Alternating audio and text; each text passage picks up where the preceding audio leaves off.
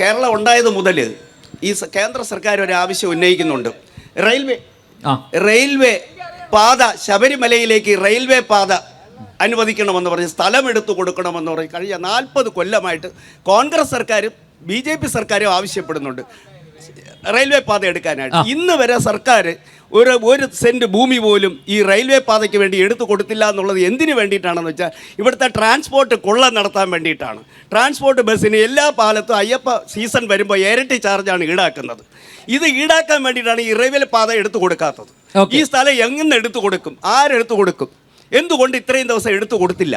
അല്ല, അത് മാത്രമല്ല, ഇനി റെയിൽ പാതയൊന്നും വേണ്ട, വിമാനത്താവളം വരാൻ പോവല്ലേ, എരുമേലി വിമാനത്താവളം, അത് മതി, റെയിലൊന്നും വേണ്ട. ഓക്കെ, ഇത്തരം ഈ ബാലിശമായിട്ടുള്ള ചോദ്യം ശരിയല്ലേ? ശരിയല്ലേ? അതെങ്ങനെ ഇത്തരം ബാലിശമാണത്? ഇത്തരം ചോദ്യങ്ങൾ തന്നെ ബാലിശമാണ്. അങ്കമാലി ശബരി റെയിൽ പാത സംസ്ഥാന ഗവൺമെന്റ് കേൾക്കുന്നു.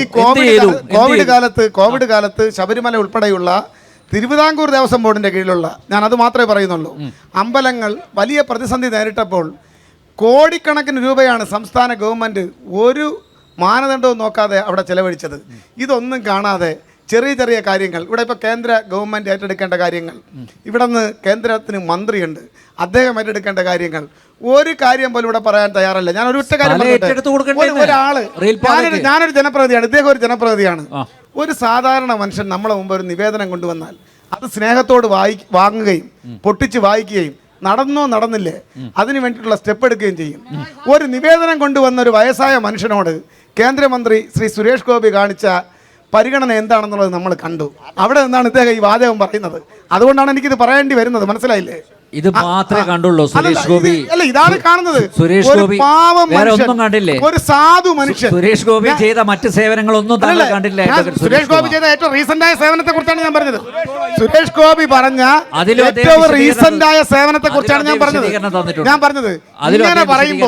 ഇങ്ങനെ പറയുമ്പോൾ ഇതിന് ഈ രൂപത്തിലല്ലാതെ എങ്ങനെയാ മറുപടി പറയുന്നത്? താങ്കൾ ഒരു ജനപ്രതിനിധിയാണ്. പ്രധാനമന്ത്രി എല്ലാ ചോദ്യങ്ങളും അദ്ദേഹത്തോട് അതിന് മറുപടി പറയണം. സുരേഷ്, ഞാനൊരു BJP പ്രവർത്തകനാണ്. ഞാൻ ചോദിച്ചത്, താങ്കൾ ഒരു ത്രിതല പഞ്ചായത്തിന്റെ പ്രസിഡന്റാണ്. എങ്ങനെയാ കേന്ദ്രമന്ത്രിക്ക് ഒരു സാധാരണക്കാരന് വീട് മെയിൻ്റനൻസ് കൊടുക്കാൻ പറ്റും? അപേക്ഷ ഞാൻ പറയട്ടെ, അപേക്ഷ കൊടുത്ത ആളിന്റെ വീട് നശിച്ചു പോയത് തെങ്ങ് വീണാണ്. തെങ്ങ് വീണ് അപേക്ഷ കൊടുക്കേണ്ടത് വില്ലേജ് ഓഫീസിലാണ്.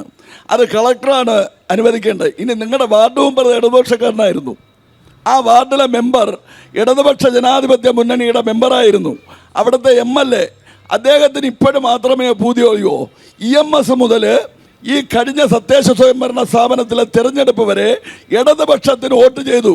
അദ്ദേഹത്തിൻ്റെ ചെറ്റക്കുടലിൽ എന്താണ് നിങ്ങളുടെ കൊടിയാണ് കെട്ടിയിരിക്കുന്നത്, ചെങ്കൊടിയാണ് കെട്ടിയിരിക്കുന്നത്. സുരേഷ് ഗോപി ആഗോള അയ്യപ്പ സംഗമമാണ് വിഷയം. മനഃപൂർവ്വം